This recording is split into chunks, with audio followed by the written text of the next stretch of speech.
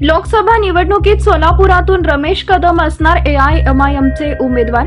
सोलापूर लोकसभा मतदारसंघामध्ये भारतीय जनता पार्टी आणि काँग्रेसने आपापले उमेदवार जाहीर करून या ठिकाणी निवडणुकीच्या मैदानात उतरलेले असताना यात AIMIM पक्षाने सुद्धा उडी घेत आम्ही सुद्धा या निवडणुकीत उतरून आपले नशीब आजमावणार असल्याची घोषणा MIM पक्षाचे शहर व जिल्हाध्यक्ष फारुख शाब्दी यांनी देताच काँग्रेस भाजपसह अनेक पक्षातील पदाधिकारी आणि राजकारणी मंडळींचा सामान्य नागरिकांमध्ये चर्चेला ऊत आले।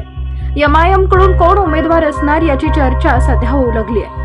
या चर्चेमध्ये मोहोळचे माजी आमदार रमेश कदम यांचे नाव सध्या चर्चेत आहे। MIM पक्षाकडून रमेश कदम यांनी उमेदवारी मिळवून निवडणूक लढवल्यास भाजप आणि काँग्रेसला तिसरा पर्यायी टक्कर देणारा उमेदवार मिळणार आहे, कारण रमेश कदम यांची क्रेज आजही तरुणांमध्ये मोठ्या प्रमाणात आहे। MIM पक्षाने काँग्रेस कडून आणि भाजपचे काही जुने पदाधिकारी हे निवडणूक लढवण्यासाठी इच्छुक असल्याची चर्चा सध्या सोलापुरात होऊ लागली आहे।